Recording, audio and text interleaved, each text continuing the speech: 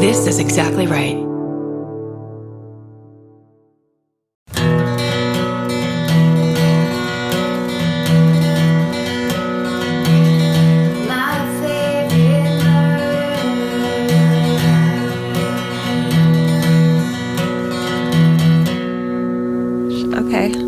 Okay, well then...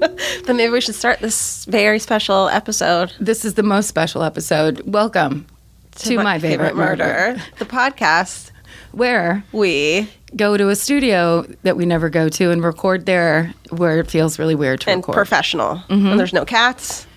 We're wearing headphones, which is odd. Yeah. But here we are. But we have special guests. Yeah, we have special guests today. Plural. When have we had guests? Not a lot. I think Guy Branum's been a guest. Uh-huh. And that's it, right? And our guest today has been a guest. Which is about to happen now. Now it is. Ladies and gentlemen, please welcome Mr. Billy Johnson. Hello, ladies. How you doing? And hello, all you murderinos out there. Yes. Hi. Thanks for being here. This is a special episode. This is a special episode, and you guys are definitely still jet lagged. It's special because it's the first one we're recording back from our 2018 European tour. That's right. Which was very exciting. Oh, the choir's here. Hold on a second. Hang on. Let me close that door. Oh. We left the back door open. That's how much we're not used to recording in the studio. Doors are open. Thanks. Okay. Thanks. So we're back from Europe. We have jet lag. Georgia has a cold. I'm cold. I'm going to repeat everything you say. But the fun part is, we finally get to do the episode where we recap and go back over the Golden State Killer case, arrest, and then we have a very special call-in guest. Yeah. Surprise, right? Yeah. We keep it a surprise? It's a surprise. Yeah, it's a surprise. We'll keep it a surprise. Oh, okay. I might. When we introduce him, I'll. Oh, I already said it was a him. Oh, man. Oh, shit. I'm sorry. Now they all know it's Paul Holes. Oh, shit. I wanted it to be Carol Daly. God damn it. Where's Erica Hutchcraft when you need her? All right. Well, Billy, what... Yeah. Since this is your show, what is the foremost kind of update piece of information of this case since the press conferences when we last talked to you? There's not one thing is that this guy really didn't have a lot of friends. He was not, and what I did is it was so strange as soon as it happened, and you guys are some of the first that I was talking to when it was happening, when I found out at 1:00 in the morning in the bed in Chicago. A flip switched in my head, and it was all about, okay, everything went away. Everything about the homework evidence and the his shoe patterns and all that all went away, and it was all about build a timeline, and it was all about what other crimes has he done. So I've been reaching out and trying to find anybody that might know this guy to build a timeline of where he's been, and then also what other crimes that he's been that he could be involved with. And there's not a lot of people that were friendly with him. We know from the people in Exeter that he was kind of. He very much kept to himself on the police force. Everybody would joke around, pal around, and he was kind of very serious, very serious. And, we're trying to track down his Navy people, obviously Ken and all the people in the SAC police department. They're trying to track down all these people. One of the things that I've been doing just via Twitter and via a couple Facebook pages that I had launched when the book started is having anybody reach out to me. Before it happened, before he was caught, I had 2 people reach out to me and say that they encountered him at one point. And one woman said that he broke into her house. It was right around the same time period. He saw that she was there and heard that there was somebody else in there, and he decided not to do anything because it sounded like he didn't realize somebody was in the house. And he just said to her, "You really need to fix your screen door," and then walked out. Whoa. So I had that information. I said, well, can I give that to the police? Because did you file a police report? She said, yes, I did. I was like, well, there might be something in that police report because we had none of it. Me and Paul Haynes looked in Michelle's hard drive. We had none of that. So we said, well, maybe they don't know about it either. Maybe it just slid under the radar. Maybe there might be something in there that, a neighbor saw this kind of car and then it could lead to something. So that was 3 weeks before he was caught. And it had nothing to do with it because we all know what happened. But since I've gotten a couple of tweets at me, and I've talked to people, and and interviewed them and realized that this guy very well might have attacked people before he started. Everyone is kind of like, there's no way he started at, 30 years old, right? Yeah. And he, it's a very easy narrative, and it's a very convenient narrative to say, okay, he started as the ransacker. He probably started as a peeper. Then he started going into people's houses and ransacking. Then he decided to go on and rape people inside the houses, then rape a person with a couple, and then ended up killing. That makes sense to people because there's that escalation. But what if he was attacking people before that? A guy texted me, and we got into this conversation. I talk to him every day now, and his mother was attacked on the street. She was hitchhiking. Her mother was attacked on the street, and he showed her, she was raped, and it was a possible murder. It was an attempted murder. He actually drove over her with his car. Wow. Wait, sorry, was this in Visalia? No, this wasn't in Visalia, but this was in, I don't want to exactly say where it was, but it was in a town that he's been in. Okay. And it was before everything had happened that we knew about, but it was around the time of the ransackers, actually. It was actually right before it. And she had never seen, they never solved it. They never had any, they had one suspect, but he didn't pan out. She's had tons of surgeries, it's really affected her. And he showed her the picture, and she started to shake, and she really thinks that she had 100% ID on this guy. Wow. Now, that could be it. I don't want to mention any names or anything like that. So, I hooked him up with the DA. I want to, whether it was him or not, I want to get this guy justice because it was a horrible story. Yeah. And I'm going to get it out there. And if it wasn't him, it was obviously somebody else, and we're going to try and work on that. Whether they kept the rape kit is the question, because we know that Sacramento threw away the rape kits. Thank God for Paul and Contra Costa that they kept those rape kits. Yeah. Because they used to just throw stuff away because the statute of limitations was up. So I've been thinking a lot about the statute of limitations from this case. Yeah. All these cases and them throwing the rape kits away because of the statute of limitations, and how now we're all testing these old backlog rape kits. And, everyone wants to fucking strangle the statute of limitations. I wonder if there's someone out there, there's some way we can make it so that if you hadn't tested it before the statute of limitations was up, it can be extended somehow, because it's not on you that your fucking rape kit wasn't tested and run through the system. Yeah. The normal rules shouldn't apply. Right. Because the normal rules didn't apply. Right, because basically. the due diligence wasn't done. Yeah. Yeah. I mean, the fact that we now know that now that the floodgates are open, and we've been screaming from the rooftops that we should be doing familial DNA and doing it this way for a while. Which we'll get into. But the fact that there's still rape kits that haven't been tested, and now that they've been tested and profiles have been made, but what are they doing with those profiles and where are they putting them? And it's the biggest travesty for me in American justice system is that, the trauma that somebody goes through from a sexual assault, and then the trauma that you have to go through for actually telling somebody, and then on top of that, going through the exam, and then having somebody just put it in a locker for years and years. Yeah. Not only that, and that person's justice, but it's the next person's justice. Right. It's the next woman or the next male's justice. So, every one of those rape kits should be running through Familial right now, in my opinion. And also for the other reason, we actually just talked about this in some city we were in on the tour, because it also is keeping free somebody who should not be free. The justice should be executed on that rapist, because that idea that this happened, but it's not a priority, or it doesn't matter that much, where it's like it absolutely should be just as much of a priority as murder. Right. I mean, that the idea that has somehow, that the way people look at it is like it's a lesser crime. Right. Or that it's less than anything. That's kind of the cool part about this story really coming to the fore so much, is like people hearing 50 rapes in the 70s. Yeah. And I think it's that, it's like it was a time where it was, okay, calm down. It's not that big of a deal. Get on with your life. Yeah. And think about how many, we still hear so much about how many sexual assaults are not reported. Right. Think about how many sexual reports were not reported back then. Yeah. Yeah. And the police officers, and we've talked about this, certain police officers that don't are not good with sexual assaults, especially back then, when they were being reported. Yeah, and there's no training. There was the idea of sensitivity training was a joke. Right. And victims' rights advocates, no such fucking thing. Yeah. Also, that makes me think of the fact that it's, the bone-chilling reveal that he was a policeman in Auburn. Then you think, what if that fucking guy was the guy that came to your house after you were attacked? I mean, it opens that door.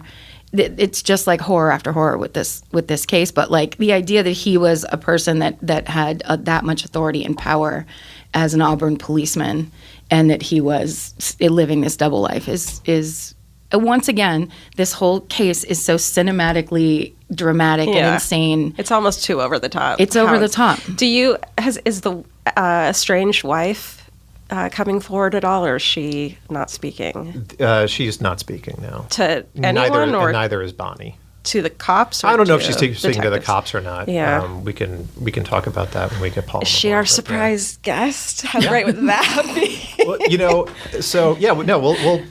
we might as well call him now. But so I had the opportunity. He was going to come to CrimeCon anyway. And we were doing, CrimeCon is like Comic-Con for crime.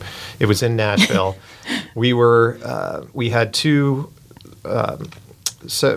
presentations about the Golden State Killer, which we had to completely tear up and redo. Right. And I really wanted to, and we moved. The first one was going to be just a deep dive into the evidence, and me and Paul Haynes were going to go through and we're going to do this and that, and we're going to say what about this piece of evidence? No, that's junk, and this looks like the best sketch and everything. So obviously that went to hell, but it was going to be in a small room. They said, no, we got to move you into the bigger room. Yeah. Now.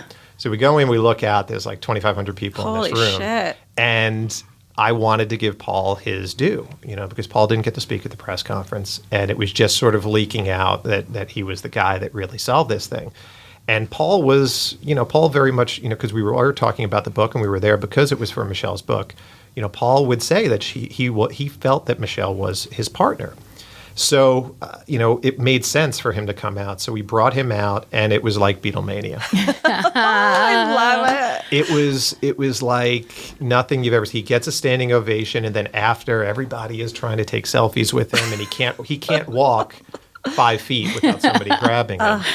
And, it made me smile just because, and the reason why I was very upset that they didn't put him or put anybody else of the real investigators who were in the trenches at that press conference, they wouldn't put him on the screen, is that what I want to see is in true crime, when you work in true crime for so long, the biggest thing that comes to you is that there's so many supervillains. Yeah. We're surrounded by supervillains.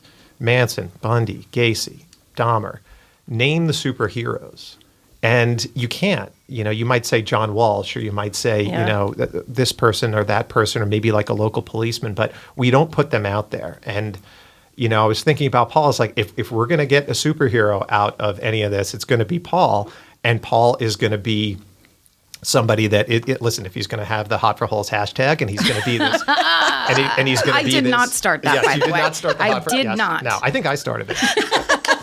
But if if he's going to be a heartthrob, then so be it. Because what I want a little kid to be watching the screen the way that they did back in the day when they would see Jack Webb or FBI guys up on the screen and say, I want to be like that guy. Yes, exactly. Or a little girl seeing, Erica Hutchcraft or Carol Daly and being like, I want to be like her. Yeah. And those are the heroes that we need to be pushing in front of the camera, just because, we have such this imbalance in this explosion that we've seen with true crime. And they're the kind of people that will take this, ridiculous, funny hashtag power and use it for good. Yes, exactly. And if it puts it out there, and then, this case and the legacy of this case is all about not only solving this case, but solving so many other cases. Totally. And we've already seen it. The floodgates are open. We've already seen cases are going down, and there's so many cases now that we can solve based on this one. And thank God it was a big one. Yeah. Because if it was a smaller one, or if it was a sort of nebulous one, you might get people saying, oh, and we had that a little bit where people were saying there's privacy laws, there's this or that. Yeah. But nobody is really defending this guy right. and defending, someone that had at least 50 rapes and 12 murders. I want to talk about this. Should we bring out our special surprise let's call him up. guest? And that, well, here's what I was thinking. He needs his, he is the superhero of this story, and we were going to have him on the phone, but oh no. No. What's about to That happen? door is open. Oh no, Oh, Billy just went no. somewhere. Billy stepped out. Oh. No. Yes. How you doing? Meet you. Hi, Karen. How you doing? Paul Holes is in the building, everyone. Paul Holes is hugging Karen. Is in the building. I thought Billy just walked off the podcast. I thought he got pissed and was gone. Oh my God, ladies and gentlemen, it's Paul Holes. Hi. Hi, Georgia. Hi, Karen. Hi, Paul. Hi, Paul Holes. Paul Holes, Billy, thanks for You're doing welcome. Like I this. said, I'm driving up to Sacramento, hitting him on his head, putting him in my trunk, driving him back down. It was a long night, but he's here. Oh my God. This is a surprise to Karen. I knew it was happening, but I'm still. You knew it was happening? Oh yeah. Oh, I ran it through. I made sure yeah. I ran it through Georgia. I texted her. I said, "Does she like surprises?" And I was like, no, she she fucking doesn't. hates surprises. Okay, can I just say this in my own defense, Paul Holes? First of all, I don't know if you heard that, but I did not start the Hot for Holes hashtag. That was not me. No. It's not my style. No. But as we were just saying, I think that a lot of this excitement, and we were just talking about like CrimeCon and stuff, I think a lot of this excitement is kind of like an overly simplistic way of kind of giving you like a ticker tape parade in a way that you can't do anymore. It's like we're doing it social media style, we're doing it Murderino style, but like, you know, you were the lighthouse keeper for decades on a case that should have, or, you know, whatever, for whatever reason, ended up not getting solved for so long and was so horrible. And like we've talked about it, like watching you talk about it on that ID special where you know every single fact, you know every single path. Like you seem as passionate as us. You're not detached from it, and you give like Michelle, who is one of us, so much credit, which means so much to us. Well, and like when the cameras weren't on, when she first came to you, you welcomed her with open arms. Right. I mean, you just could not have done it better. So I think there's a lot of this is stupid. Like it's very stupid and incredibly embarrassing. It's funny and silly and fun way of It just saying Yeah. it's just a humongous thank you. Yeah. Oh, well, it's been just a surreal experience. Yeah, tell us I about bet. this experience. What's it been like? Well, after the press conference when D'Angelo was announced, I had, with Jane Carson and Debbie Domingo, they had convinced me to go to CrimeCon about a month prior. And so as we were marching down with D'Angelo, I didn't think there was any way I'd be able to make it out to Nashville. I had no idea what I was walking into. and it was great, but my first, I guess, experience was I was walking in the hallway, and it was late at night on a Thursday evening, and this mother and daughter passed me by. Didn't pay any attention to them, and all of a sudden I hear this, "Paul?" And I look around, and they're looking at me, and that's the first time I've ever been recognized by somebody I have no idea who they are. Yeah. And then for the course of the next 2 days, it was amazing in terms of all these murderinos coming up to me and getting pictures. I didn't have a Twitter account, but my wife's friends were all of a sudden saying, "Hey, Paul's getting pictures of all these women. Where is he at? What is going on?" Can we talk about that for 1 God. second? Yeah. Sure. Because, first of all, the sincerest of apologies to Mrs. Holes. All of this is so out of control. Does she like it? Is she pissed? Like, is it? Oh no, she's been a great sport about it. Okay, good. She's the one that's actually watching and letting me know because Yeah. I'm so afraid to go on and Google myself because I don't want to see what exactly is out there. But she's been great You about don't. it. Right. Take it from us. But at the same time, she didn't know what was going on at a CrimeCon either, and then so I get the phone call. And she's going, "What is going on out there?" She didn't know you'd have fangirls. So many. Well, it's so many And women. guys, yeah. Right. But it's like 90% Yeah. women. And also 90% women who have been watching you be a talking head on these shows for years. Yeah. We've seen the screen grabs from 10 years ago. Oh, yeah. I know. I'm learning that what gets out there on the internet stays out there forever. It's forever. It's forever. It is. It's horrifying. It is. And since I've gotten a Twitter account, it's been one of those things where I've probably posted a couple things going, "Oh, what did I just do?" Never delete it. That's just it. So wait, at CrimeCon, because we had a couple friends who were there. That was the most exciting thing. I was like, my friend Katie Reif, who's a reporter for the AV Club, was there, and I was like, you need to tell me every single thing that happens, because she was in the room too. Yeah. And she was just like, the whole room just went insane. And then I got the report from Billy also when it was over. So but it was exciting. like, it was because I just wanted it to be what we thought you deserved. What we wanted to see at the news conference, Yes. at the, what's it called? Press conference. We wanted to see, which is like, you guys, Yeah. which I know isn't professional, but Yeah. in the background, seeing you there, being like, you should just get up there and Well, at CrimeCon, when Billy pulled me out onto the stage, that was such a humbling experience. And yes, in many ways, I've been the face of the investigation, but really, I think everybody was applauding everybody that's been involved in the investigation. So that's the thing that needs to get out there, is Yeah. that there's men and women that are still actively investigating the case. They have been on this case for, in some instances, decades, and they don't have the opportunity I have in order to be able to come out and be a public figure at this point. So I think that applause. I mean, it's sent like just chills up my Yeah. spine when I got it, because I never thought I'd be, in front of that many people in a standing ovation. But again, I think that was an ovation for the team. absolutely. I'm going to say this right now because I'm sitting right next to him. Paul has goosebumps right now. I swear to God. Look, he's got goosebumps right now. It's so exciting. Well, Sorry, Paul. because as you both know, this, and as they said in that press conference or whatever, but this doesn't happen that often. So Yeah. the idea that it has happened, we get to applaud the solving of a case. the trajectory, all Right. of it took, it was just like, Can you tell us, like, the phone call that you got that the DNA was a match?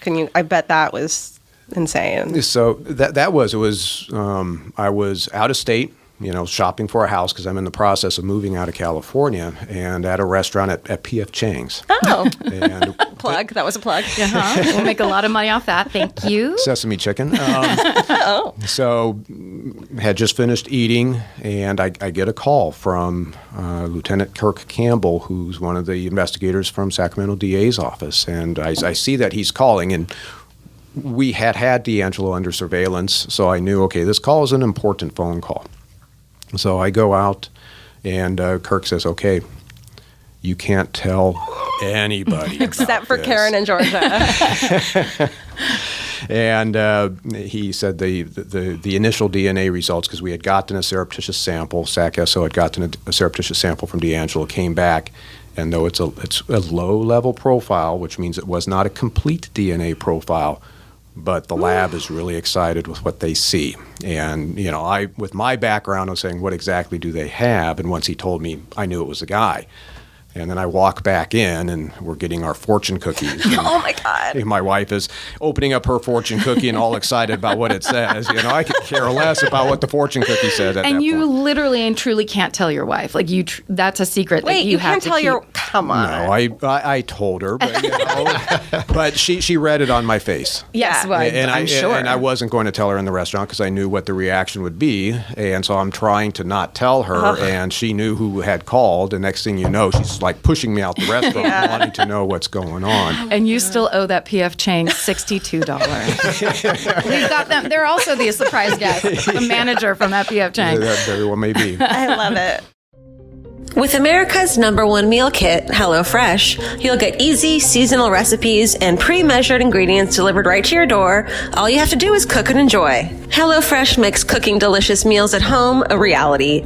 From step-by-step recipes to pre-measured ingredients, you'll have everything you need to get a wow-worthy dinner on the table in about 30 minutes. Say goodbye to endless grocery store trips and takeout. HelloFresh has you covered. There's something for everyone, from family recipes to calorie smart and vegetarian, and fun menu series like Hall of Fame and craft burgers. HelloFresh has more 5-star recipes than any other meal kit, so you'll know you're getting something incredible. HelloFresh is flexible and it fits your lifestyle. Easily change your delivery days, food preferences, and skip a week whenever you need. Break out of your dinner rut and make deliciousness part of every week with HelloFresh. I love that even though HelloFresh is super easy and they make it really basic and like straightforward, you still feel like you're cooking this like incredible home cooked dinner. And that makes me feel good about myself. And that instead of just ordering takeout, I'm actually making something and preparing something at home. And that just, it feels good. So for $80 off your first month of HelloFresh, go to HelloFresh.com/murder80 and enter murder80. It's like receiving 8 meals for free only at HelloFresh.com/murder80, promo code murder80. Go buy. Do you talk to Carol Daly, or do you like... Carol Daly and I communicated, but believe it or not, we had not met or even communicated up until about a couple of months ago. Wow. So that was one of those things in this case where, I mean, she is somebody that deserves so much credit for the work she did with the victims up in Sacramento. And if you ever got to see her reports, it was cutting edge in terms of recording all the victimology, not only the circumstances of what happened, you know, what the offender did, what he said, which gave us insight into who this guy was, but also who the victims were. And that's very important when you're dealing with a fantasy-motivated type of crime. So she did an amazing job, and I always was like, wow, this is an amazing woman in terms of what she was doing back in the 1970s. And then I finally got to talk to her on the phone once, you know, some of the media attention was coming out before we had even, you know, identified D'Angelo as being a person. And then afterwards, I got to meet her in person for the first time, and that was a great experience. Yeah, she's amazing. I just rewatched the ID special to do the before the arrest, after the arrest. What was it called? Wait, there's still more to tell. We don't know who it... What is it? It's Unanswered Questions? Yep, it's called Unanswered Questions, the Golden State Killer. There's more to come. But, I mean, it's really fascinating, the like you're saying, the comprehensive job that she did, but also just like... She's just so on point to this day. And then back then when you see those pictures and you see the video of her and being like don't be polite. Her don't be polite speech and all that stuff where you're just like this, she must have been one of a handful of women in that Sacramento County Sheriff's Department. Advocate. Not only that, just across the country. I mean, think about how many sexual assaults that had happened that didn't have a Carol Daly there. And that's why what she was doing, like you said, was so groundbreaking. Well, and I believe she was the first female assigned to investigations for Sac Sheriff's Office. So, you know, that she was cutting edge. She blazed a trail. Yeah. The 70s sucked. It's very cool, though, like that she is kind of like that one of those lights that comes up in this story, too. And, you know, I don't know. We should hear from her more, I think. That makes me, can I ask a couple specific questions that you probably can't answer, Mr. Powell-Halls, but you probably can, about the, speaking of her speaking at the town halls, was he there at any of them? Do we know? You know, that is something that I think we're still trying to figure out. You know, Carol has a memory of one of the victims standing up and speaking in front of the town hall. And him and his wife do become victims later on. Now, her memory has somewhat changed over time, what you would expect after 40 years. So that is going to be one of those questions as to, was he in the audience, saw this man, and decided, I will show you who I am. How dare you speak against what I am doing? Which I believe... absolutely this offender would do. He's very vindictive. I believe some of the cases that involve males were selected based on who the males were and what they had done to him, either directly or indirectly. Which ones of those victims, at this point, I don't know. And he very well could be in other town hall meetings, but right now it's speculation, but it does make sense with who he is. Do you think, so does that mean that he might have actually known some of the victims? As far as, I know you can't answer any of this. Well, the reality is I don't know. Yeah. And that's one of the big questions that I have is, you know, I always, marching down and investigating this case, I truly felt that the victim selection, he was multimodal. There are victims that he absolutely just followed home. There are victims that while he's out prowling a neighborhood, he stumbled across. He likes a certain neighborhood and picks the right victim. Absolutely. It's a neighborhood that is conducive to him. Yeah, and he had a lot of potential spots. You can choose any neighborhood and find a victim. Right. And so in many ways, he may have employed that strategy where he goes, I know how to get in. I know how to get out of this neighborhood. They're all single-story houses. I don't have to worry about witnesses in the second, floor seeing me hopping fences. So it's very possible he could have just chosen a neighborhood and then found somebody that met his criteria, and the opportunity presented itself. But I do think it is possible that he has had interaction with some of these victims ahead of time, both females and males. And that was one of the things I was trying to do, in particular, try to identify the males to see if there was maybe a business setting or some other type of sporting activity that they could have interfaced with at some point. Yeah, I mean, even Jane says the story about how during the attack he said, "You looked really good at the O Club." Right. And he didn't use the term officers club. He said O Club. And you had to be, she thought he was definitely in the military, because whether he had seen her at the officers club or not, but the fact that he used the term O Club meant that he was in the military. So she wondered if he may have seen her at some point. Mm-hmm. Yeah, and we did see, this offender was very much into trying to put the victims on edge. And he would look at the victims' lifestyles and make comments to try to make them think that he had seen them or they knew him. In the San Ramon attack, he tells that victim, I've seen you at the lake. Well, on her driveway was a boat. Right. And so it's sort of one of those things. He's spry enough to go, okay, she's probably been to the lake at some point, and so I'm going to use that against her just to kind of, get her on edge. Well, and I was talking to my sister about it, because my sister can't deal with any true crime anything, but she was asking me questions, and I'm like, okay, but I'll answer this for you, but then you're going to know. But she was saying it doesn't make sense why the victims didn't call the police, and I'm like, okay, I'm about to tell you something you're not going to like, and it's going to keep you up.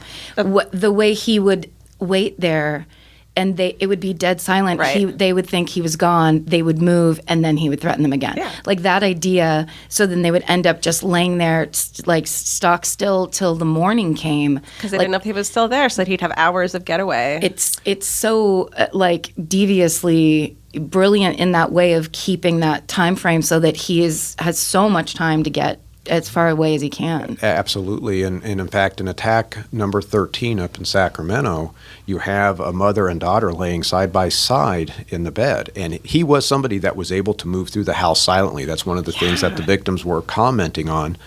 And at a certain point, it's been quiet for a long time. And so the mother asks the daughter, "Are you okay?" And the daughter responds, "Shh, Mommy."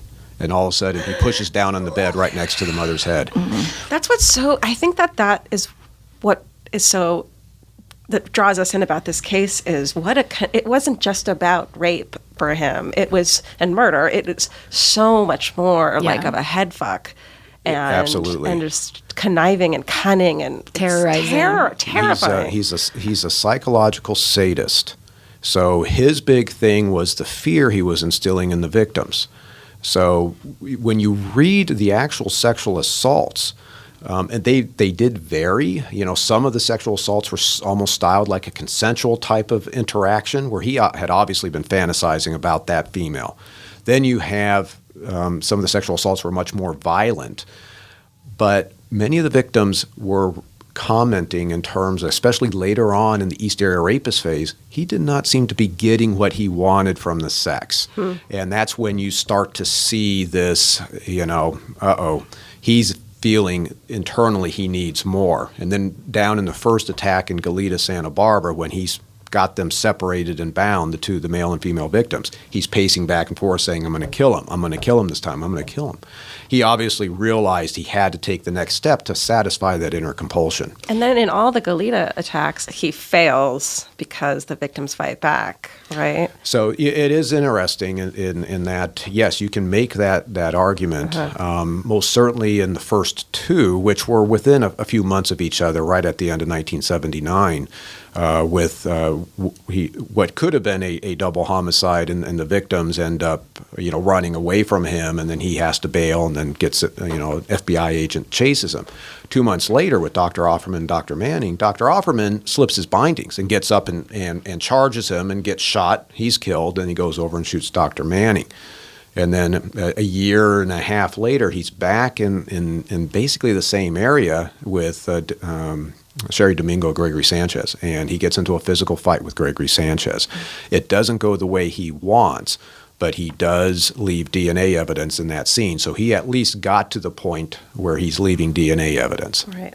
And was the Maggiore double shooting before all of those murders? That was in February 78. Yes, it was. Do you think it could have been, because there is the talk that could have been a thing where maybe the guy recognized him, or there was some reason why he had to shoot that couple, that maybe it was accidental, being forced to murder, and then suddenly he's got a taste for murder in a way that he hasn't before?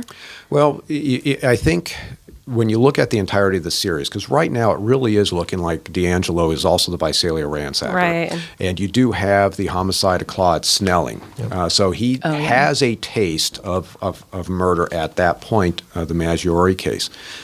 The predominant theory right now with Maggiore is Brian and Katie were out walking their dog, Brian being a military police officer known to have an aggressive personality. They stumble across a guy that's out prowling, and Brian puts his cop hat on, confronts the guy, possibly chases the guy until the guy decides he's going to catch me and pulls a gun. Which he's done twice before. Besides the Snelling, didn't he shoot You have the Rodney Miller case. Right, and the kid who chased him, and then the cop. And then I know a lot about this It's real. We're about specifics on this show. Okay, yeah.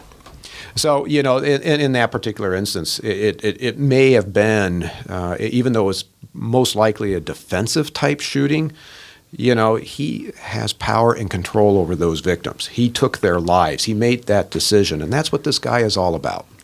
And I think also, and we know that he changed tactics again when somebody, even though he didn't, he knew he almost got caught, and then he moved areas. He didn't attack in that area again.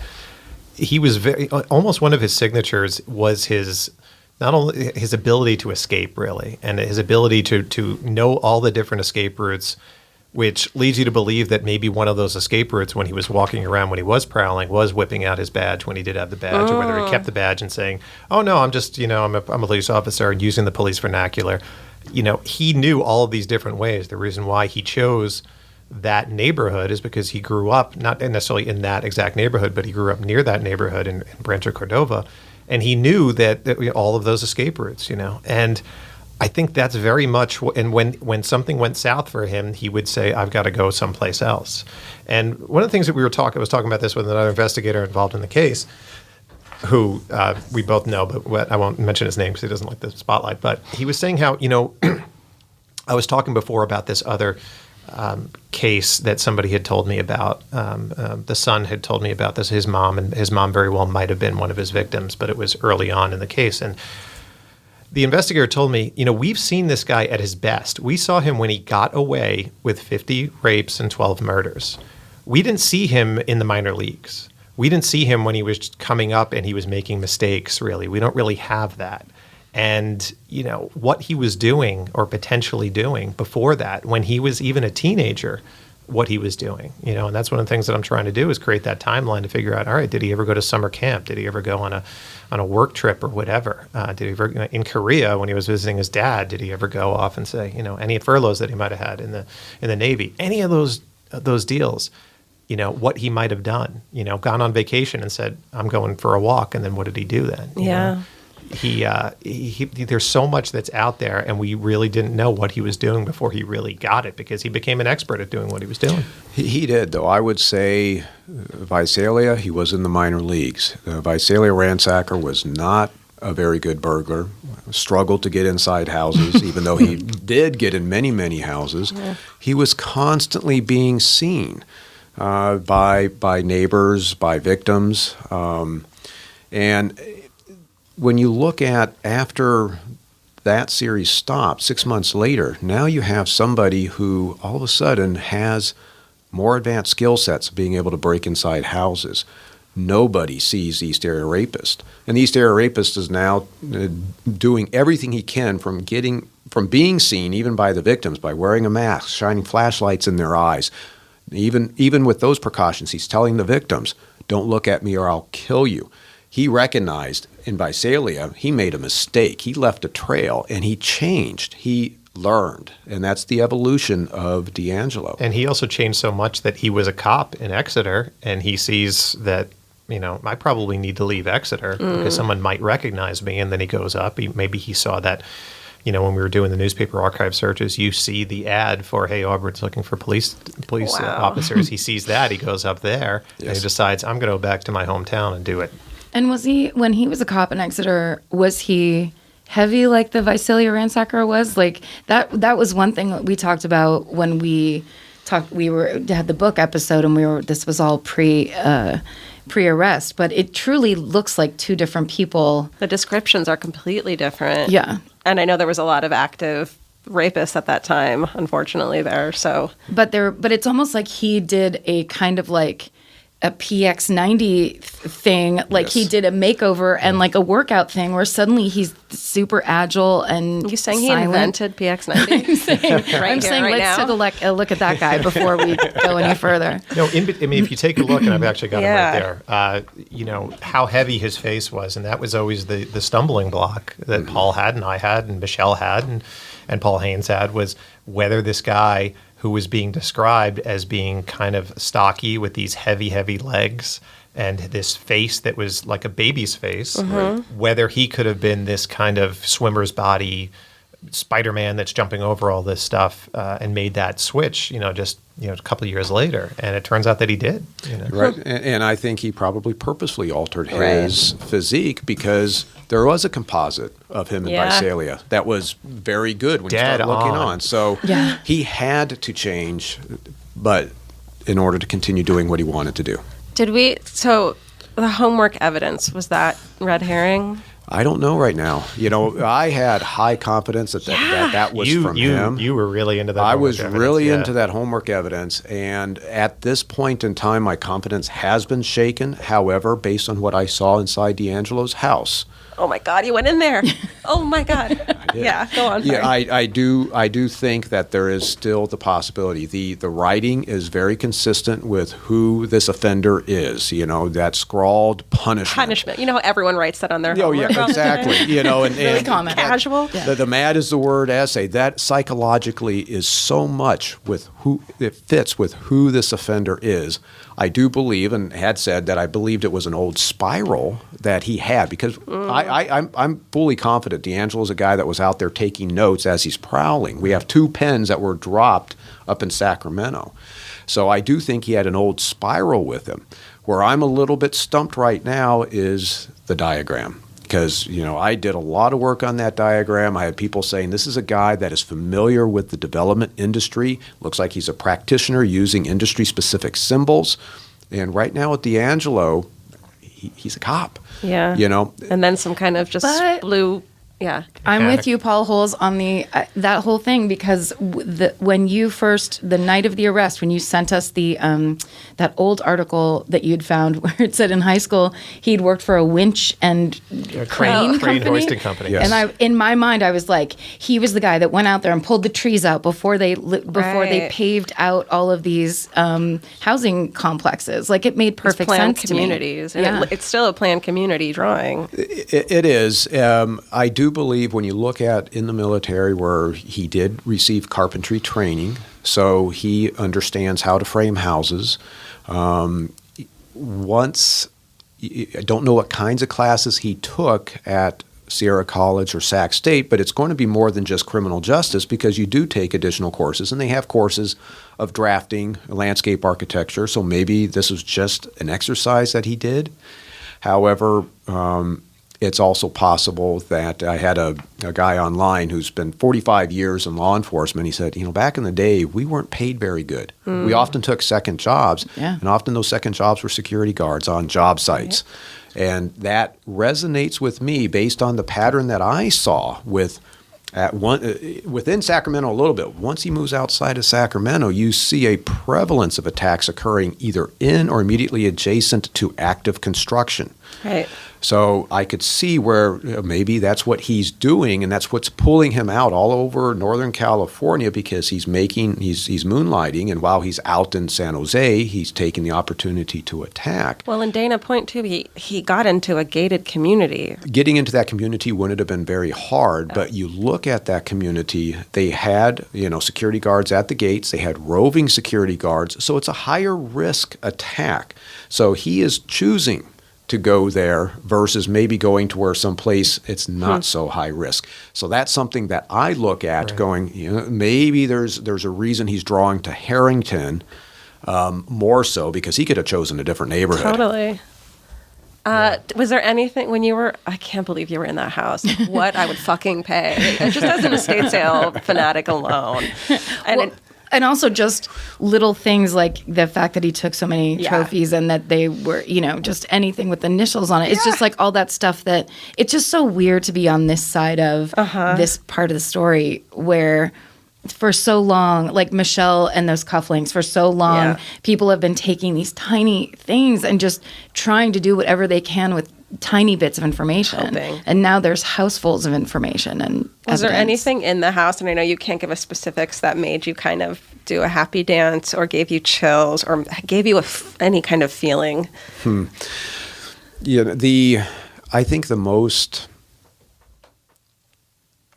The thing that I observed that left the biggest impression on me, and this probably isn't very well known in the series, but one of the aspects that the East Area Rapist would do is when he would take the female out, and typically it was the family room, to separate her from the husband and lay her down, and she's bound, he would turn the TV on. And he'd keep the sound off and then put a towel over the TV so he'd have this glow so he could see her, right? Walk into D'Angelo's room, and he has a computer there, and he's got a towel over the monitor. And I'm looking at that going, well, is that just a dust cover? Or is he Who the fuck reminiscing? Yeah, no one does that. He wants a glow, is he pulling out any of those souvenirs and replicating the glowing environment Oh my God. from back in the 1970s? So that was something that struck me. And then he likes peanut butter. He's eating peanut butter off a spoon. And that's what I do. So He's still a human. That. Yes. He's still a human. Yes. Do you think he's going to talk or explain any of this? I really don't think so. Before he was identified, I judged this offender as being all about self-preservation. He didn't want to get caught. He has never demonstrated the Zodiac or BTK ego of wanting to say, hey, look at me. Yeah. And so I felt that if he was caught, he's not going to sit there and self-incriminate. After seeing how he responded during the first, I watched 7 hours worth of the interviews, and I just don't see him talking. But you never know. He may have a change of heart at some point. Is he speaking to his family, his daughters? I can't comment on that. Are they okay, those poor girls? I know, it's so horrible. It tore my heart seeing the two youngest daughters there. And I said this at CrimeCon. And in my opinion, those two, actually all three of the daughters, are really his last victims. Yeah. They're suffering now from what he did. Absolutely. One of the things that and this is a story that I don't know if you told it at CrimeCon, but you told it to me, was I think it was maybe the night or a couple nights before you retired when you were outside of his house. Right. And you were thinking about getting the swab. Can you walk us through that? This is one more movie-like aspect of the story. Of course, you're retiring in a couple days. Yeah, exactly. Well, that's the thing. It's just, you retire in a couple days. Your partner Michelle, died in her sleeps tragically 2 years ago, and you're retiring in a couple days, and you've got one last suspect to check out, and you're right outside of his house, and you're wondering, you know what? I'd really like to just go in and get a swab. And what was going through your mind? And at any point, did you say, I'm too old for this shit? Because that would be the most cinematic thing that you could possibly do. Can your partner be a dog? Yeah. Like a lab? That would be great. Or a child. Yeah. No, in leading up, we had about, I would say, 4 to 5 males from the genealogy search that caught our interest because they had California connections. and then 2 that had Sacramento connections, 1 through extended family, and then D'Angelo. After we were able to eliminate the one, and it was marching down on D'Angelo saying, well, what's about this guy? On paper, you start finding out, his connection to Sacramento was, he had some family attending school in Rancho Cordova. He was a Folsom High School student in the 60s. Auburn PD, I kind of did not like that. I was going, up in Auburn, and how's he doing all these attacks? But it wasn't until I spoke with the boss that fired him from Auburn, the chief, and the chief is relaying some of the behaviors that he experienced and observed. And of course, we've got the engagement to Bonnie in 1970, and we have our offender, making the statement, I hate you, Bonnie, in one of the Davis attacks. There was enough churn that it was, I need to see where this guy lives. Had you seen the story about the shoplifting? Yes. You did? Yes. So the timing of me driving up to his house was my last day before I literally turned in my badge and gun. Ridiculous. And I was sitting there going, well, I need to go see. That's what I always do is now once I've identified somebody, I just need to start looking at them. And so I drive up from Martinez, which is in the Bay Area, up to Citrus Heights, and that's about an hour and a half drive. I get up there, and I just park in front of his house. And you have to understand, at this point, it wasn't, this is the guy. He was just starting to get interesting.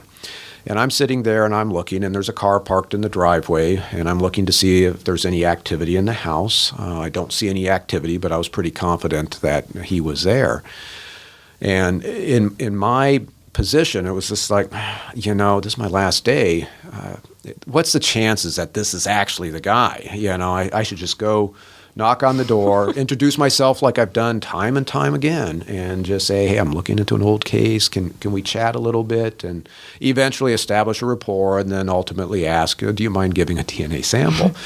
And I thought about it, and with what I'd heard from the chief and the Bonnie and, some of the other aspects about him, I thought, I just don't know enough about him to do that yet. And that's when I decided to drive away. And this story initially got out when a local Bay Area news person was kind of asking me. I said, well, I really, really was gunning to solve this case before I retired, and I didn't. But at least I can take solace in that I was within 50 feet of the guy I've been looking for 24 years. And that was it. Did. And all of a sudden it's this, this big, oh my God, he was right there right before. And I wasn't feeling that type of, thing at all. In fact, the local magazine writer that wrote an article on me, he emailed me after that story got out. It was like, oh, that's like Jodie Foster going into Buffalo Bill's house in Silence Labs. It was like, no, I wasn't feeling that at all. I was just kind of I guess I better drive off now, here, when I told that story to Pete Headley, who we both talked Yes. to, and Yes. who I'm working with on that Allenstown 4 case, and chasing another serial killer that I'm putting Rasmussen, this other serial killer, who I'm putting another timeline for and figure out where he's been. He said, that makes me so happy that he didn't go in that house. Yeah. He just said, I'm so happy he didn't go in that house. In retrospect, when you learn about who D'Angelo is, during surveillance, he was, the guys watching him were saying, this guy is not moving around like a 72-year-old man. He's like a 50-year-old man, like me. He's moving around. He's on his motorcycle. He's got high rates of speed on his motorcycle on the freeway. The way he drives, stop signs are optional. Puttering around the house, in the yard, he's basically just showing that he's a physically capable individual. And we knew that he had lots of guns registered to him, and of course he had both the military and law enforcement training when it comes to firearms. The front of his house, that front door is in it's a funnel of death. It really is a kind of enclosed area that you have to walk through in order to get that front door. So in retrospect, me knocking there, and I'd been on TV enough, we could have looked through a peephole or a window and seen, I know who that is, and he could have gotten a gun, and things could have been very bad. Do you think that he watched and he kept up on the news of his own? I absolutely think that. Yes. And also I think what would have been so disappointing if he, let's say he hadn't killed you, but if he'd killed himself, it would have, to that last the last couple of days, being so close, and he's onto it and kills himself. And that was part of the concern. Is Right. I could have contacted him. It could have been suicide. It could have been violence between him and me. Exactly. It could have been he flees. Right. Or he takes hostages. Lots of things could have gone bad. So whatever made me drive away, that instinct, that intuition, thank God I followed that. It's because you're Paul Holes, American goddamn hero. That's why.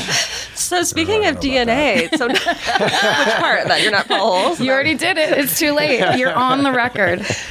Can we talk about, so now everyone, can you tell us, everyone's talking about the DNA aspect of it and how it's unfair and all this bullshit and unconstitutional. How close of a match can you find based off of someone else's DNA that they turn into a website? I mean, he wasn't... From the genealogy side? Yeah.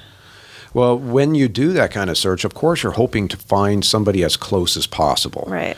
And that makes things easy. If you find a sibling or a first cousin, it's very, very easy to identify, the offender from that.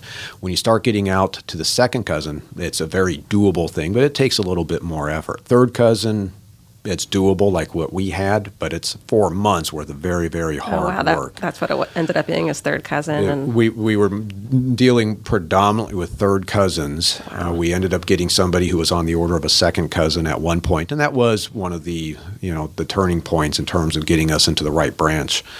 But the thing that I keep telling people is, of course, there's a stigma. Law enforcement is got our DNA or accessing our DNA. I can't see that person up in the genealogy websites, those people's DNA profile. I can't download those profiles.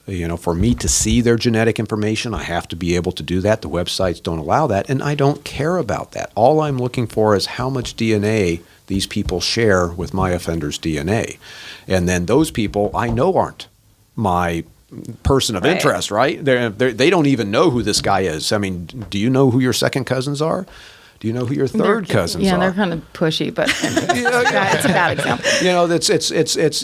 You're starting to get too far away in the family for people to really know who they are. But they're a starting data point. And when you have multiple starting data points that you can track back in time and find a commonality, then you have something to work with. So your offender is likely a descendant from there. this might sound stupid, but then do you reach out to those second and third cousins and kind of get a No reason family to. tree? No, you don't even need that. No reason to. It's traditional genealogy work that you do online. Okay. It's very easy. And there's other things. But when you start getting down into people that are alive today, the genealogy websites anonymize that automatically. But us in law enforcement, that's what we excel at, is identifying those people. And so when we get down into the people that are born that are still alive, then we resort to traditional law enforcement investigations, accessing the databases that we can access to identify who they are and start evaluating them. Are they people that we should consider? And then eventually, at some point, you start going, well, maybe this person I need to get some DNA from, just to help see it. Am I close enough? Or have I stepped further away? Yeah, because I think there's a lot of people who are trying to frame it, and I think they were probably trying to do that too because it's a story. It's just another angle on, it's a story on a story, but it, like when you were on the Daly, that New York Times podcast, and that guy was kind of, seemed like he was trying to hammer you on that or whatever. And then you were like, yeah, but also your aunt could call you in just directly to the police department and say, take a look at my nephew. He seems suspicious. And then we're on to you that way. Like you're just picking and choosing why you don't like the way we find the person. In many ways. And people are concerned, I've heard the term, an extended family member is basically being used as a genetic witness against me. I have no control over that person putting their DNA up in the system, and I have a common shared DNA with them. And I can kind of understand that, but you have to understand what really happens in all these investigations. As you said, we get tips typically from ex-wives, ex-girlfriends are going, I didn't like him. I think he's the Golden State Killer. Yeah. Sometimes they really believe it, and sometimes they just want to throw their ex under the bus and be, let's have law enforcement rain down on his head. In many ways, I've likened this to a form of swatting. That thing where they call up and say there's a hostage at this house. Next thing you know, you have a SWAT team going in. People do that. At least with the DNA, it's a precision tool. And we contacted, once we started this particular aspect of the genealogy using the autosomal DNA and the GED match, we contacted one person and got DNA from that person, and she was very, very helpful. That saved hundreds of people who the public had called in from us going and knocking on the doors and having that fear of all of a sudden law enforcement is investigating them and then asking them for their DNA sample. So in many ways, it was better for those people's privacy because they weren't being invaded. And their pot stashes. And not to mention They're all flushing down the toilet. the tax dollars that are being wasted by the time that would have been spent getting those hundreds. Well, and I've pointed this out, for 44 years, with more resources than any other law enforcement investigation that I can think of, we did not solve this case. Mm-hmm. Once we started this process with 5 people plus 2 outside experts, took us 4 months. So it really shows the power of the technology. And then since that, we've seen a double homicide up in Washington be solved. And yeah. I fully expect to see additional cases start to fall. The dominoes are all falling, and there's so many. I think this is the biggest since DNA was actually used in a criminal case, this is the next biggest break in terms of solving cold cases, is using familial DNA. And it's going to be a matter of resources. We were talking about this before, that there's, all of the rape kits that are out there, and how many of those people did evolve into murderers or did evolve into serial rapists. And it's going to be a matter of, and I've spoken about this on the show right after the press conference, is that they're going to need genealogists. They're going to need volunteers. They're going to need, not everybody had the resources that you had, and you were able to have those resources, but the small police departments and the thousands of police departments that we have across the country, and there is a group of people right now, all of the baby boomers, who have a ton of experience, and it's the most educated and most skilled workforce that we've ever seen retiring. There really is a chance right now to utilize those people, as well as the Gen Xers and also the millennials who want a hobby with purpose, and deputize them in a meaningful way, using liaisons and stuff. That's what I've been doing. And actually, after I said that on the podcast, I won't mention the state, but somebody called me from the legislation of a state and said, "I want to do this." Wow! So that might actually happen. That's in so a state. exciting. Yeah. Well, it does seem like, and more credit to you, Paul Holes, but it is that thing of the police that open their arms to talking to, writers, journalists, or just the online investigators or whatever, where that idea that it's to pool the information and to pool what the information you can pool, it can only benefit, right? If more people are working on something. Or is that not right? No, very much so. Now, there's pros and cons, and obviously, like my partnership with Michelle was very much a positive experience, and I would say it was symbiotic. We were able to just help each other, and it was truly a public-private partnership. And the online sleuthing community, there's a lot of very bright and capable people out there that have capabilities that far exceed mine in certain ways, or expertise that lends itself to being able to provide information. But what you do see, though, is you have the other side. And the other side is what weighs down the investigation, because now you have these people that are calling in tips that have no nexus.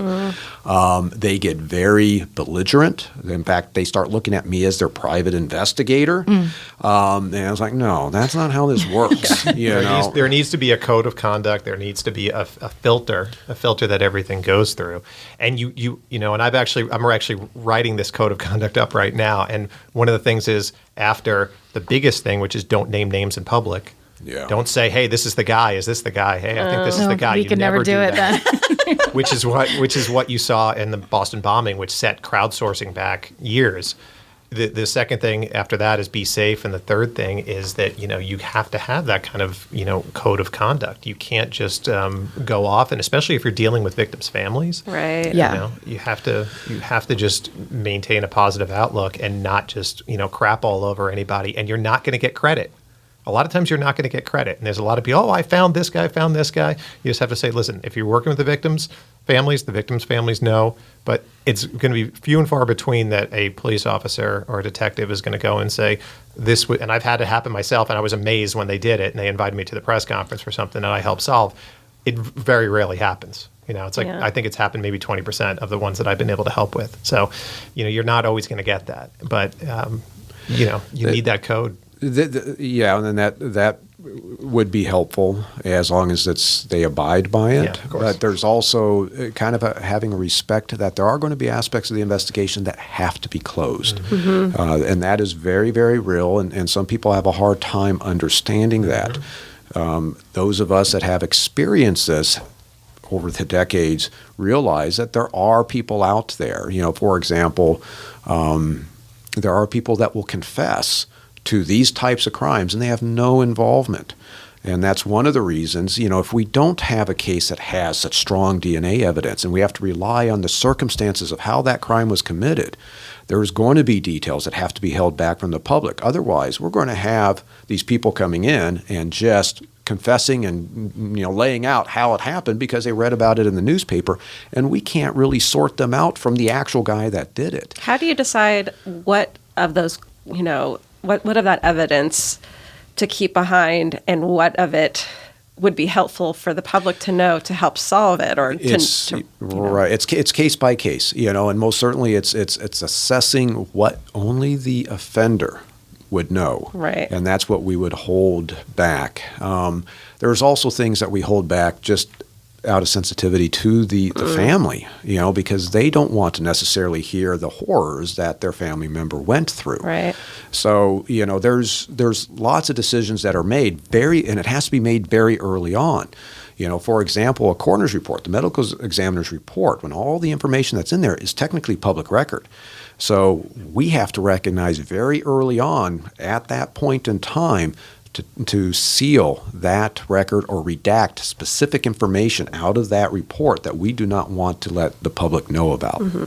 That was actually one of the cool things, too, about the ID channel special is how many victims spoke on camera, talked about their experience. Like, I think that part of the Golden State Killer, it's knowing how many victims there are and what a horrible time that was for so many people in Sacramento in the 70s, and then just to see these amazing women who were just like, well, this is what happened, and walking you through it, where it's like they were the victims of this crime, but they're also very strong women who are leading their lives, and seeing them also at CrimeCon with you guys. Jane and Margaret, Jane and Margaret are just ridiculously amazing. It's and so cool. Jane's sense of humor and coming up with quip after quip. Of first, with his small member and having, the conversations about that, but also just, wanting to hit him in the head with the roast that he had in the oven and all that. She's so fantastic.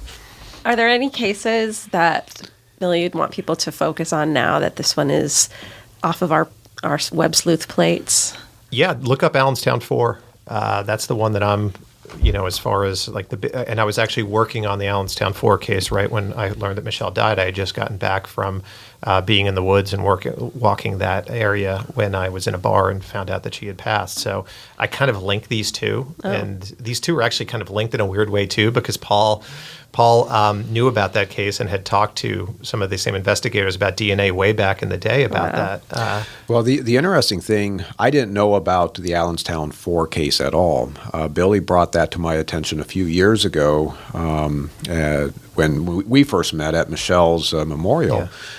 Yeah. And so I kind of looked at that online and said, that looks like a very interesting case. I had a case that I went out on in 2002, a homicide of an Asian female. And it turns out that guy, Larry Vanner, who killed his live-in girlfriend, who we couldn't identify Larry. We didn't know who he was. And he had abandoned a child back in 1986. Oh, I've been reading about this one. Lisa Jensen. And we were sure, once we determined he was not the biological father of Lisa, that we thought that she was an abducted child from somewhere. And using traditional law enforcement methods, we could never identify who Lisa was. And I just happened to get into a conference call February of 2017 with Peter Headley from San Bernardino and a captain from my sheriff's office who was the lead investigator on the 2002 homicide. And that's when I first found out that Lisa Jensen had been identified as Dawn Bodin, a missing girl out of Canada. And eventually that ended up linking this 2002 case out of Contra Costa County to the Allenstown case out of New Hampshire that Billy had told me about, but I couldn't tell Billy at that point in time. I know. But and the crazy thing about that case is that we still never be a cop. I could never be a cop. We still, the girls in the barrels, which is a woman and 3 females, we still don't know their identities, but we know who killed them, which very rarely happens. It's always the other way around. So that's the case that I'm very deep into right now, and working on a special on, and also, it's going to be in my book at some point. But there's so many crazy twists and turns, and we talk about this guy being, we talk about the Golden State Killer and being so evil. I really think Rasmussen / Bob Evans / Larry Vanner, he had tons of different names, was even more evil because his MO was this. He would sidle up to a woman who had kids. He would take that woman sort of away from her family and move her away.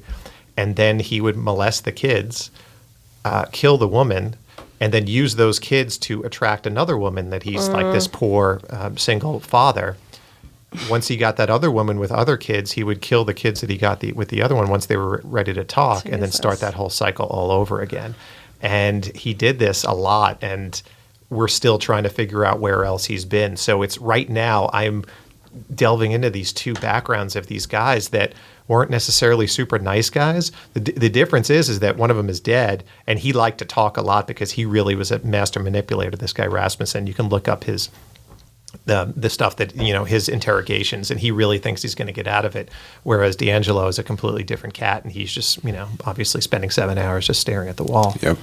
Do you think that's because he's a cop too? Like he's already seen what can happen if you start talking? No question about it. The law enforcement training is most certainly, he's been on the other side talking to suspects. He understands what it means to incriminate yourself with statements. Yeah. And he was married to an attorney. Oh, right. So, Do you think it'll go to trial? Do you think he'll have the balls to go to trial on this?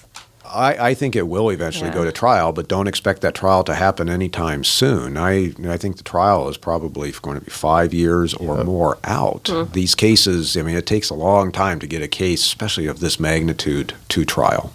Yeah, and he's looking for an escape route again. Yeah. So he's going to do everything in his power to either potentially go, spend time in a hospital as opposed to spending time in a prison or a jail, and just do anything he can in terms of, all right, we're going to try to do delays and delays and delays. How much did it piss you off when you saw him in a wheelchair in the courtroom? Oh, that was just a bunch of BS, and that's where, in many ways, here he is, he's trying to portray himself as a Golden State Killer back in the day as this, just this master criminal mind, and then he's doing this wimpy wheelchair thing. At this point, he just needs to man up.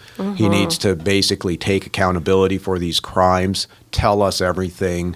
If he wants any type of recognition, so to speak, do like the BTK did. Just stand up there and say, I did this. This is how I did it. This is who I self-identify as.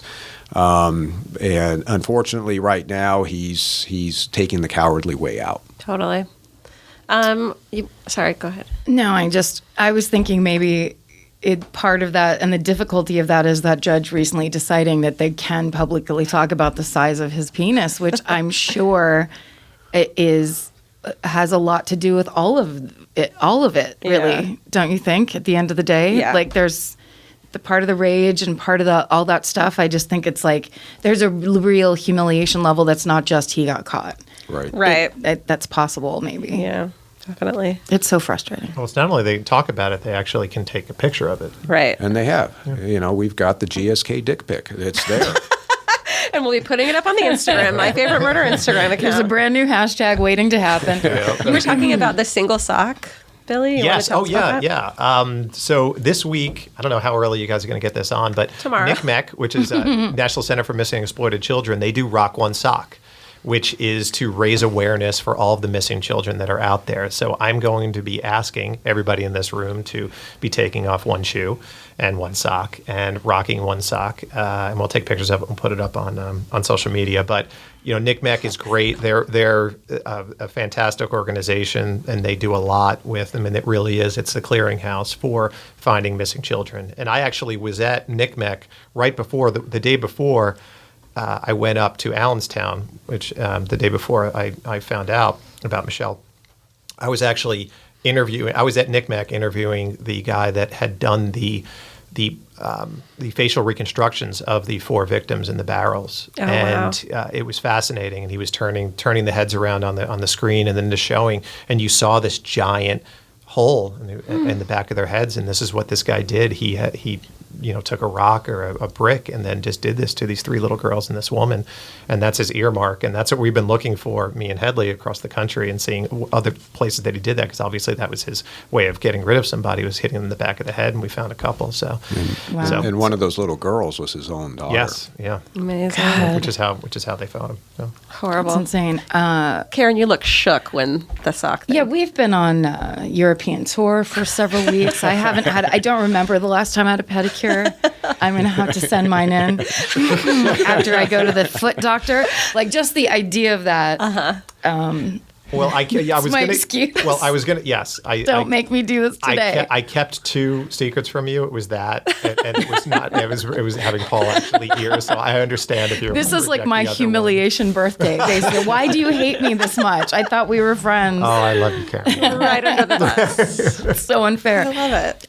The one thing I did want to say, Paul Holes, is when I was listening to the Daly, at the very end of that interview, and he kind of weirdly abruptly ended it, where he suddenly was like, well, thanks for doing this interview. The way you said to him, I think you said it was great to be here, or it was great to talk to you or something. The sound of your voice, and maybe this is just I think I can read your mind, but it sounded like what you were saying is, thank God this is the story I'm finally getting to tell. Like, there was such a relief in your voice and almost like a happiness, the way you said, like, well, it was great to be here. It was like it was just so, it was so exciting that the story finally changed. Yeah, and I can't say that at that moment in time that's what I was thinking. I don't remember. God but damn it. It absolutely is great to be able to at least start talking about who the East Area Rapist. That's how I've known this guy. This was the East Area Rapist, or the ear to me, for decades before Michelle named him the Golden State Killer. To finally see who he was after all these years, to see that face, that all I've seen in my mind when I read the case files is a masked man. Yeah. So now I could see, basically the mask has been taken off. So it is kind of very nice to get to this point. And as I've mentioned, I have a story to tell that's never been told, and now I have the opportunity to be able to tell it, and I'm working on that. And we heard that there's going to be an addendum to the to I'll Be Gone in the Dark. Am I allowed to say that? Yeah, I think so. Oh. Yeah. That there's gonna... No, we're working on that. Yeah. Really, because I've been telling everyone across the globe. Well, because people have actually been bringing copies of the book to the meet and greets at our live shows. For us designer, we're like, we had nothing to do with it. Yeah, just to go and I sent you the picture, but there were 2 murderinos who were from France who just said, we brought you this because we figured you'd want to see it, the French version of it, which of course I immediately started crying. I was like, yeah, I really did want to see this. I didn't realize it. But that just that there's now an ending, like there was something very sad and of course unsatisfying about how it was. And going through her notes, and while we were putting the book together, and finding that coda, finding the letter to the old man, and it was amazing. My jaw dropped when I first saw that, and I was just, and the way that she wrote it, and it really did play out exactly how she said. Did. So insane. And that was one of the first things I thought about when I heard the news. I was like, I wonder if it was just like that, And it turns out it was.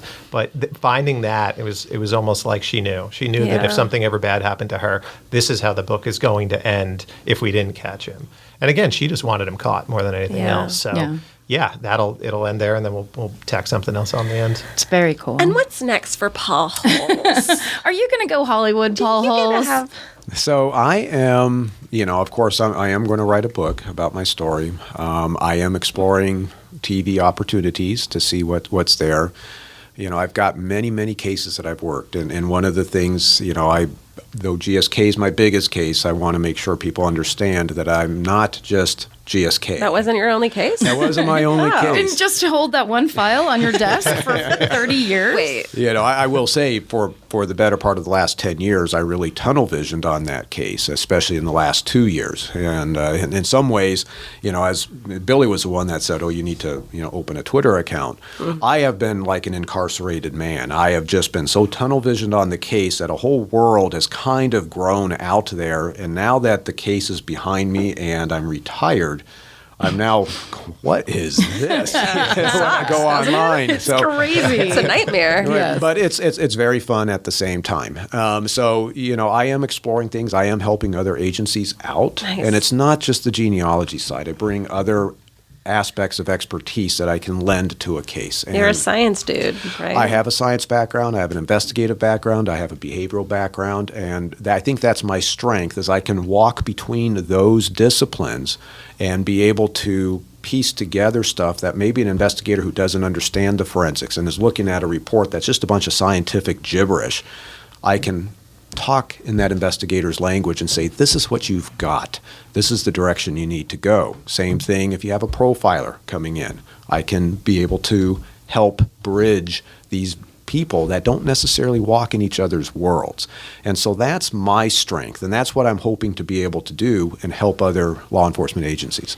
Cut to the Paul Holes lifeguard show. We're just like, what? This can't be the show, Paul. I think on that note, what's a really important question is, are you going to take advantage of all the fucking puns you can use with your last name? Because if not, I will be very disappointed. Growing up with the last name of Holes, I've heard it all. Sure. I've been referred to every body orifice. Not fair. And you see some of the hashtags, and it's just the way it is. But it's all fun. Listen, it's I all got good. hard fart. I understand. Yeah, people like to have fun, and I think everybody, especially on Twitter, people just go a little crazy because they're just everybody's. I think for us at least, the newness of how many true crime fans are out there, how passionate they are, and how we've all basically, like I said, we've all been watching the same TV shows for 20 years. Mm-hmm. We've all, I remember the episode of whatever the show was, Dateline or 2020, when they were like, the Earons is the original Night Stalker. Totally. Whatever, 2001, whenever that happened, like all those We've things. been telling people about, I've been anecdotally telling people the story of how he must have been at one of the town halls because of this thing without even really knowing what the case was for years. And it turns out it might not be true, but it's a great story to tell at parties. Well, it's amazing. That the Golden State Killer is up there with the worst of the worst. So those stories fit, even if they're not totally accurate.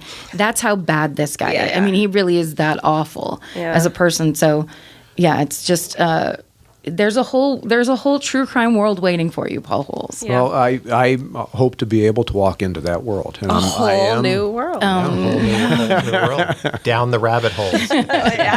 Because me and Michelle used to always talk about, I'm going down this rabbit hole. Like when we had entered it into Y-Search, entered his DNA when we only had a little bit of the markers, not as many as you had later on, but going down that rabbit hole of the of that one name we won't mention, and going through like 18th century census reports from Britain, and like wonder like 3 weeks of that, going like, what am I doing with my life? This is ridiculous, and thinking like we can get him, but it was 10 generations ago, and it just wasn't working.